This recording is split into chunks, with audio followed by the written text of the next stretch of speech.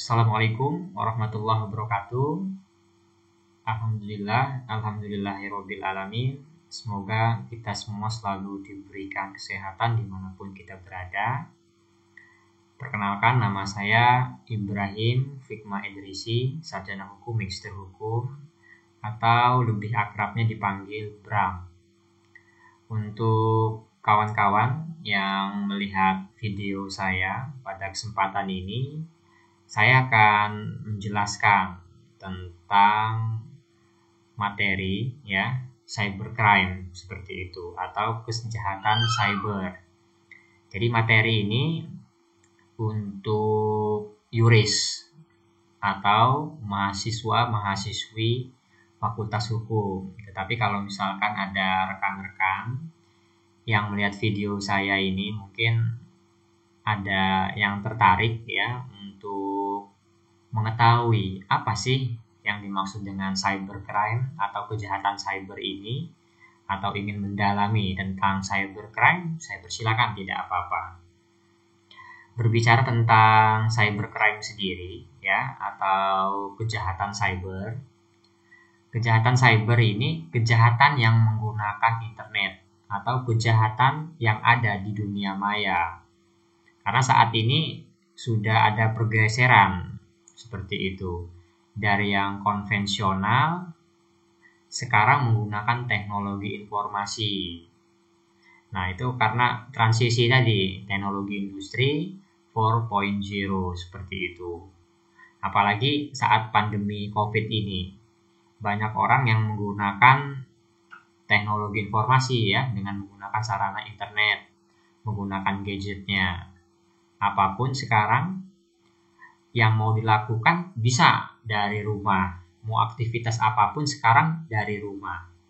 Nah, saat ini saya memberikan materi perkuliahan tentang cybercrime ini dari rumah juga, seperti itu.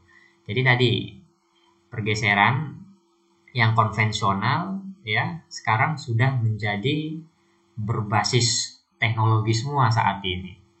Nah, itu karena teknologi informasi karena teknologi industri 4.0. Sekarang semakin kesini semakin canggih semuanya itu.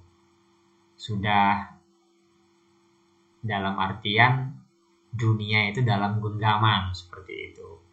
Tadi kejahatan cyber kejahatan yang menggunakan fasilitas atau sarana internet.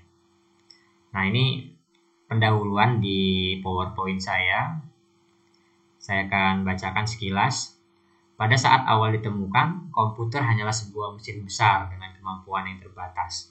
Tetapi setelah mengalami perkembangan dan pemutahiran dalam waktu yang relatif singkat, komputer menjadi sebuah mesin populer dengan banyak kemampuan. Orang menjadi tertarik dan mengalami ketergantungan dengan komputer, apalagi setelah internet ditemukan. Perkembangan komputer menjadi semakin pesat dalam waktu yang relatif singkat.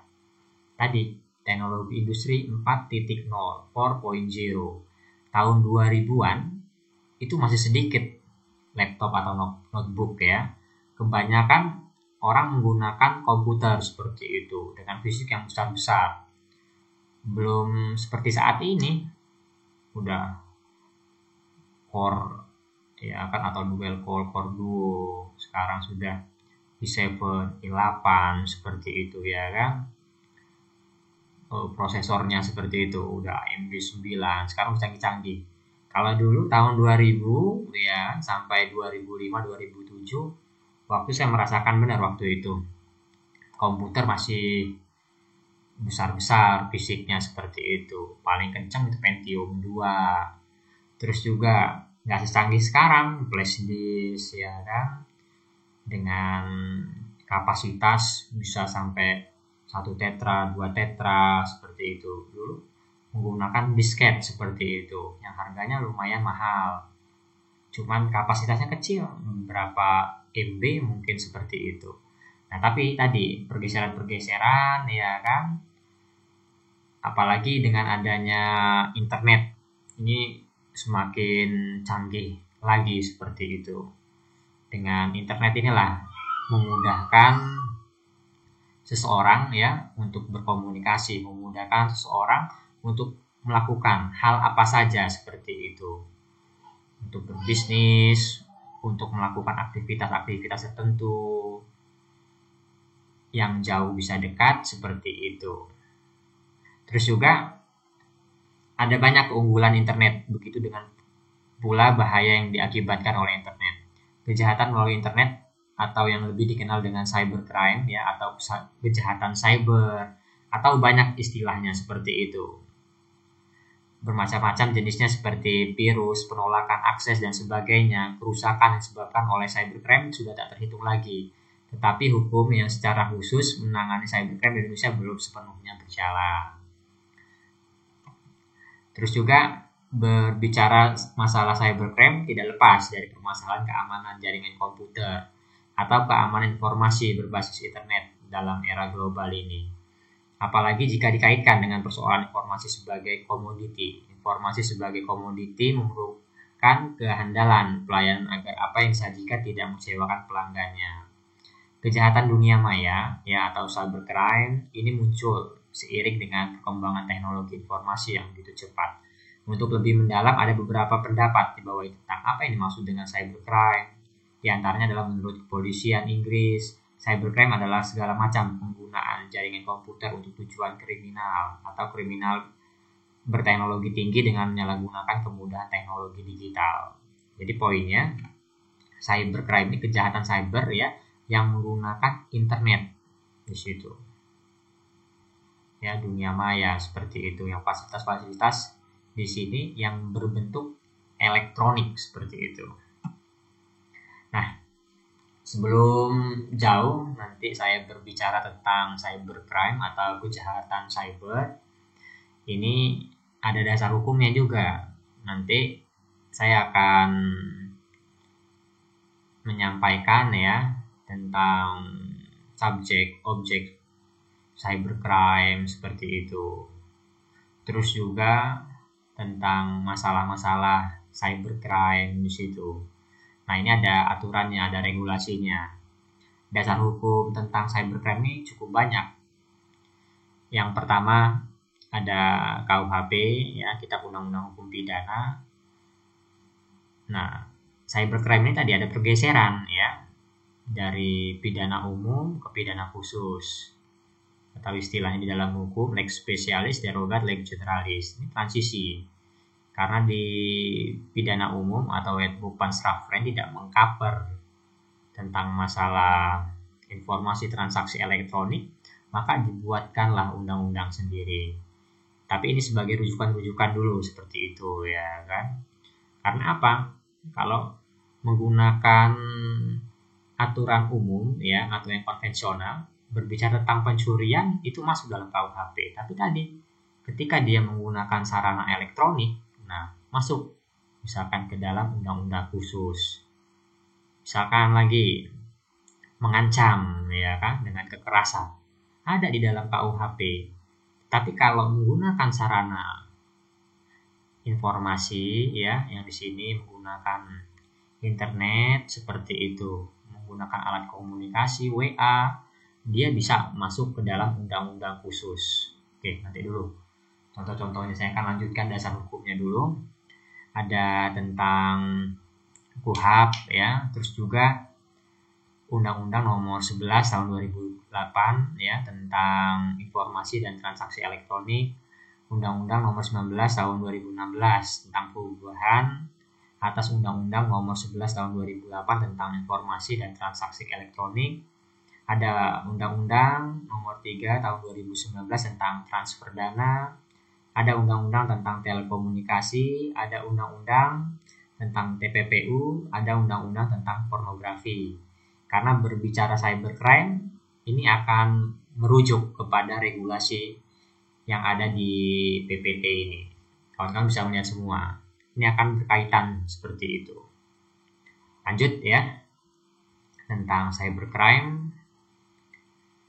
Cybercrime atau kejahatan digital atau yang disebut kejahatan dunia maya ialah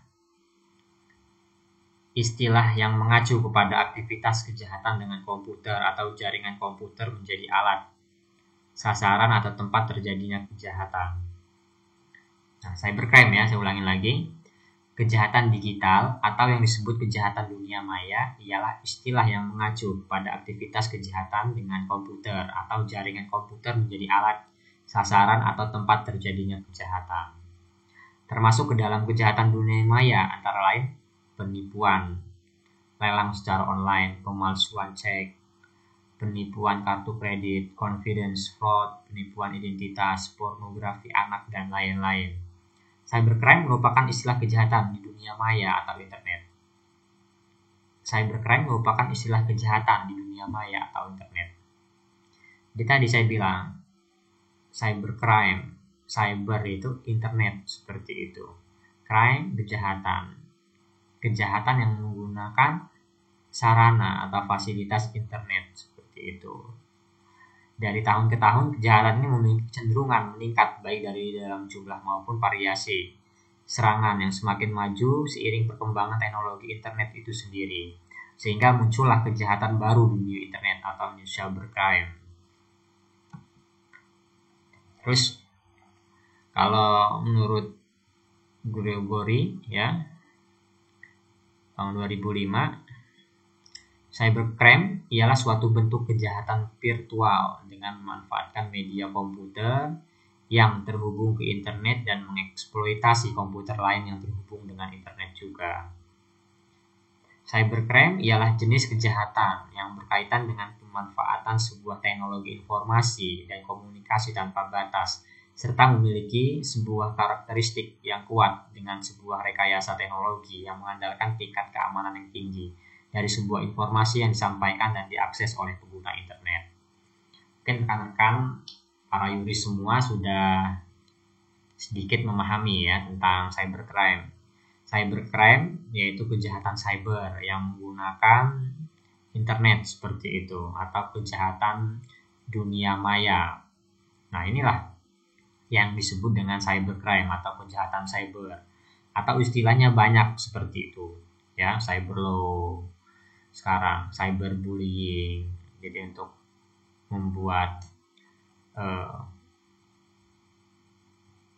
membuat suatu hal-hal ya yang di sini bisa merugikan orang lain, ini bisa menggunakan teknologi informasi atau menggunakan fasilitas internet seperti itu. Contohnya ada kemarin di Lampung Utara, ada anak-anak seperti itu yang melakukan aktivitas yang memang di situ tidak diperbolehkan seperti itu, yang di situ melanggar norma-norma sopanan, norma-norma agama. Ada anak yang bermain di makam pahlawan seperti itu yang di Lampung Utara.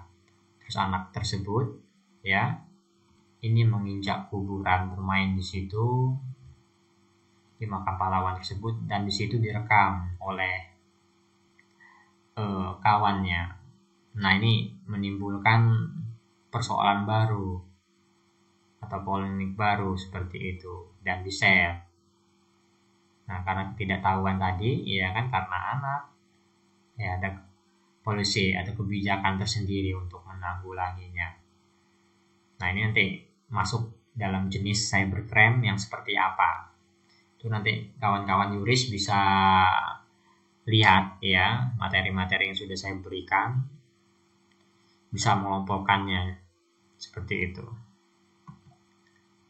Terus berbicara tentang ruang lingkup, berbicara cybercrime ini juga sangat luas seperti itu. Tapi pada kesempatan ini ya, ruang lingkup cybercrime ini saya coba untuk saya ringkas seperti itu. Komputer sebagai instrumen untuk melakukan kejahatan tradisional, seperti digunakan untuk melakukan pencurian, penipuan, dan pemalsuan melalui internet. Di samping kejahatan lainnya seperti pornografi terhadap anak-anak, prostitusi online, dan lain-lain. Ini ruang lingkup cybercrime seperti itu. Komputer dan perangkatnya sebagai objek penyalahgunaan, di mana data-data di dalam komputer yang menjadi objek kejahatan dapat saja diubah, dimodifikasi, dihapus, atau diduplikasi secara tidak sah. Nah, membajak seperti itu. Mungkin Yuris semua atau kawan-kawan mungkin seringkali ngelihat ada WA yang dibajak dengan cara mungkin ada seseorang itu karena ketidaktahuannya melihat narasi-narasi terus mengklik, melihat gambar-gambar terus mengklik, akhirnya tadi akunnya dibajak, terus password sandinya dirubah oleh pembajak tersebut atau hacker tersebut. Penyalahgunaan yang berkaitan dengan komputer atau data. Yang dimaksud dengan penyalahgunaan di sini yaitu manakala komputer dan data yang terdapat di dalam komputer digunakan secara ilegal atau tidak sah. Perolehan tidak sah, pengungkapan atau penggunaan informasi dan data yang berkaitan dengan masalah penyalahgunaan hak akses dengan cara-cara yang ilegal. Nah, ini ruang lingkupnya ya. Tentang cybercrime sebenarnya ruang lingkup ini sangat luas seperti itu. Tapi di sini saya akan berbicara cybercrime tentang Undang-Undang ITE ya. Undang-Undang Nomor 19 Tahun 2016 atas perubahan Undang-Undang Nomor 11 Tahun 2008 tentang informasi dan transaksi elektronik. Nanti di sini saya akan kaji. Nanti saya di sini akan mengajak yuris-yuris semua untuk bisa memahami tentang Undang-Undang ITE. Gimana cara memahaminya? Yuris semua harus download seperti itu. Apakah di Play Store, apakah di Google PDF-nya Undang-Undang 2016 ya kan, atas perubahan Undang-Undang 11 tahun 2008 tentang ITE, informasi dan transaksi elektronik. Apa sih yang ada di ITE ini? Apa sih yang dimaksud dengan ITE? Itu ada di undang-undang tersebut. Yuris semua bisa membacanya. Jadi ini ya, yang pertama ini yang saya akan perdalam ya, akan jelaskan. Terus yang kedua, buku saya Pengantar Hukum Cyber. Kalau yuris semua belum ada, nanti bisa membeli seperti itu di akademik Fakultas Hukum. Tanya saja buku Pak Bram ya, Pengantar Hukum Cyber. Oke, saya lanjutkan lagi. Ini ruang lingkupnya tadi. Nah, terus berbicara tentang masalah ya, atau perkara di dalam hukum cyber. Apa saja seperti itu. Karena berbicara hukum cyber ini sangat luas seperti itu ya. Tapi saya coba di sini untuk mempersingkatnya dengan contoh-contoh kasus ya atau perkara. Kasus cybercrime melanggar Undang-Undang ITE. Pertama adalah Saiful Dian Effendi mengirimkan SMS berisi perkataan cabul, jorok, dan porno kepada Adelia Ayu Septiana, dikenakan hukuman 5 bulan penjara. Nah, ini contoh kasusnya. Jadi yuris-yuris semua ya, para mahasiswa-mahasiswi harus bisa mengedukasi dimanapun kalian berada. Jadi hati-hati dengan ponsel kalian, dengan handphone kalian. Jangan sampai tadi kalian ya ini chatan atau menggunakan sosial media kalian ini ada narasi-narasi cabul ya, jorok misalkan, atau ada kesan porno di sini tadi mengaitkan seseorang ya atau merugikan seorang. Nah, jangan sampai seperti itu ya, bisa bermasalah. Atau tadi contohnya lagi, misalkan kalian foto orang terus kalian membuat narasi yang menjelek-jelekan terus dipublish di sosial media kalian, apakah di Facebook ya, apakah di Twitter, apakah di Snap WA kalian, di IG kalian, terus dilihat oleh orang banyak. Nah, orang tersebut tidak terima dengan narasi kalian. Nah, ini bisa tadi kena Undang-Undang ITE, bisa bermasalah seperti itu. Atau tadi di-share ke Facebook dan seterusnya. Contoh lain ada di Twitter seperti itu, ada di pet Florence Shombing memaki-maki warga kota Yogyakarta di media sosial dapat dikenakan Undang-Undang Nomor 11 Tahun 2008 tentang Informasi dan Transaksi Elektronik atau ITE. Nah, ini juga jadi hati-hati juga untuk para yuris semua ketika membuat status ya atau membuat narasi, apakah di Twitter dulu ada pet ya, sekarang nggak ada lagi seperti itu, apakah di Facebook, hati-hati juga, jangan sampai perkataan kalian, narasi kalian ini membuat seorang ini merasa dirugikan. Ketika dia merasa dirugikan, di situ ada hal-hal yang menurutnya tidak sesuai, tidak pantas, memang orang tersebut tidak melakukan apa-apa, tidak sesuai yang dituduhkan, ini bisa juga kena undang-undang ITE ya. Terus di sini kalian bisa lihat juga kicauan Kemalsep pada media sosial Twitter telah melanggar pasal 27 Undang-Undang Nomor 11 Tahun 2008 tentang Internet dan Transaksi Elektronik ITE. Misalkan ada tulisan tuh, bisa kalian baca sendiri ya, yang tidak sepatutnya, apakah berbicara tentang pribadi seorang, apakah berbicara tentang daerah, tempat. Nah, ini bahaya juga kalau nggak sesuai, ini bisa bermasalah seperti itu, bisa melanggar hukum atau melawan hukum.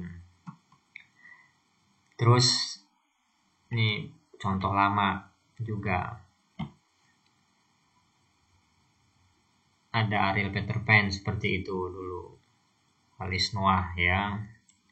Ariel Peter Pan ini dikenakan tindak pidana pasal 27 ayat 1 Jangto pasal 45 ayat 1 Undang-Undang Republik Indonesia Nomor 11 Tahun 2008 ITE dan melanggar pasal 29 Jangto pasal 4 ayat 1 Undang-Undang Nomor 44 Tahun 2008 tentang pornografi.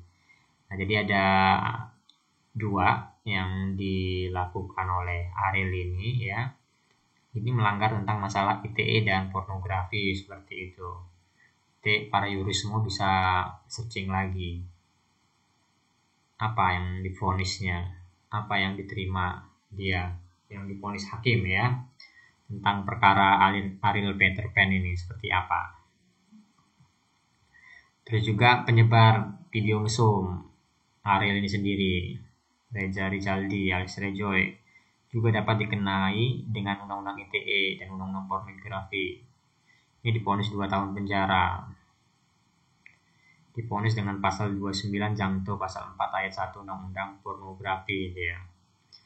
Nah, tadi ini berbicara tentang cybercrime, kejahatan cyber ya. Ini mata kuliah semester akhir kalau di kurikulum lama untuk konsentrasi hukum pidana.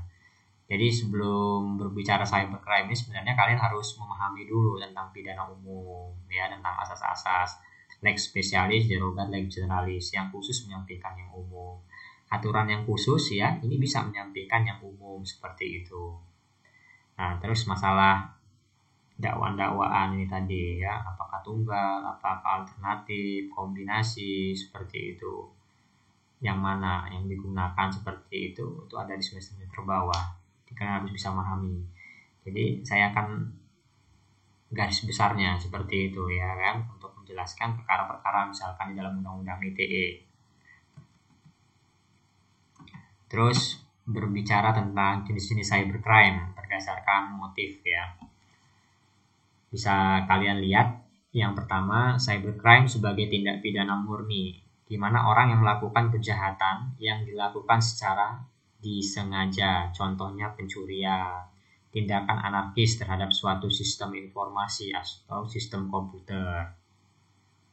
2. Cybercrime sebagai tindakan kejahatan abu-abu, di mana kejadian ini tidak jelas antara kejahatan kriminal atau bukan, karena pelaku melakukan pembobolan tetapi tidak merusak, mencuri, atau melakukan perbuatan anarkis terhadap sistem informasi atau sistem komputer. Ini seringkali, mungkin kalian sering lihat di bank-bank seperti itu, banyak ya, atau ada oknum di sini para pekerja tersebut ya, ini yang merugikan nasabahnya.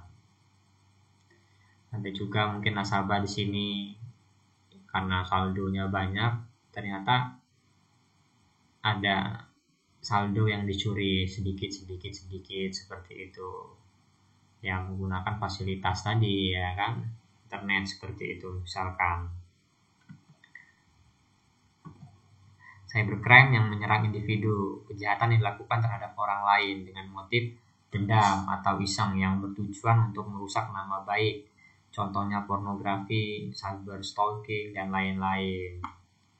Nah, ini hati-hati juga ini para milenial ya, kaum milenial. Ketika video callan misalkan terekam seperti itu. Ketika ada yang dirugikan di situ, yang dirugikan wanita rata-rata ya, bisa melaporkan seperti itu ke kantor polisi, ke tindak pidana tertentu. Cybercrime, hak cipta, kejahatan dilakukan terhadap hasil karya seorang dengan motif menggandakan, memasarkan, mengubah yang bertujuan untuk kepentingan pribadi atau umum ataupun demi materi atau non materi. Ini jenis-jenis cyber, banyak jenis cyber.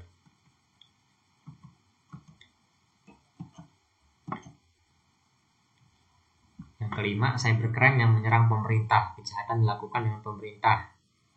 Kejahatan dilakukan dengan pemerintah sebagai objek dengan motif melakukan teror, membajak ataupun merusak keamanan sistem komputer pemerintah. Nah, ini misalkan ada oknum ya, ada seseorang. Ini contohnya pernah ada yang menjebol situs KPU seperti itu, atau ada website institusi instansi yang coba dihack dia seperti itu. Apakah yang berhasil atau tidak? Nah, ini bisa masuk di dalam jenis-jenis kejahatan cyber. Motifnya tadi ya, untuk merusak keamanan sistem komputer pemerintah.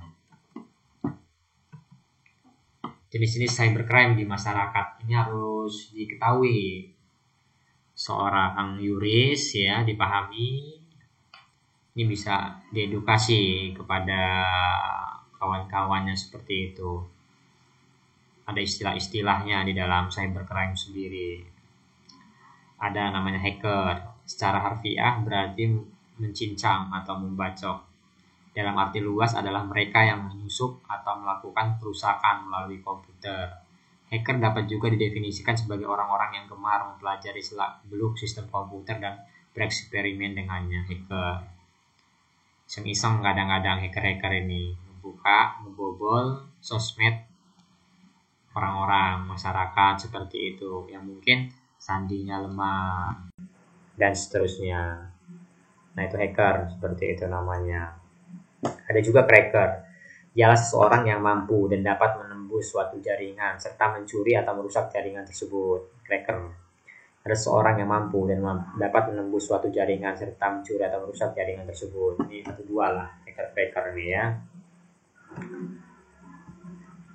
Jenis-jenis cybercrime masyarakat. Ada cracker. Dia seorang yang mampu menembus suatu jaringan dan memberitahukan kepada jaringan tersebut tentang pengamanan jaringannya yang dapat ditembus orang lain. Ada cyberporn atau sering disebut cyberpornografi, merupakan suatu cybercrime di mana pelaku menyajikan gambar-gambar porno pada website melalui media internet. Selain itu, cyberporn juga dijadikan seks sebagai ajang bisnis, misalnya menjual belikan CD porno, gambar-gambar porno dan lain-lain. Nah, cyberporn ini semakin canggih juga dunia saat ini ya, melalui sosial media yang ada. Ini harus hati-hati, yuris-yuris juga, jangan sampai tadi melakukan aktivitas ya yang tidak sepatutnya, atau tadi juga ketika merugikan orang lain ya, mentransmisikan, menggandakan, mengambil dan seterusnya, itu bisa kena undang-undang pornografi seperti itu. Hacking adalah kegiatan dilakukan oleh seseorang untuk mencari informasi melalui program yang ada dengan menggunakan komputer. Hacking merupakan bentuk yang banyak mendapat sorotan dan sering disebut first crime karena jika dilihat dari segi aspek teknis, hacking mempunyai kelebihan dibandingkan cybercrime yang lain. Cybercrime, suatu penipuan dilakukan melalui internet seperti penipuan online, shop, pinjaman online, dan lain-lain. Nah, ini masuk juga di dalam kejahatan cyber atau cybercrime sendiri. Jadi sangat luas ya berbicara cybercrime ini sendiri. Antara subjeknya, melihat objeknya, jenis-jenisnya seperti apa itu cybercrime, aturan atau regulasi yang digunakan yang mana. Tapi pada kesempatan ini saya akan menggunakan Undang-Undang ITE ya dan pengantar hukum cyber punya saya seperti itu. Bukti digital.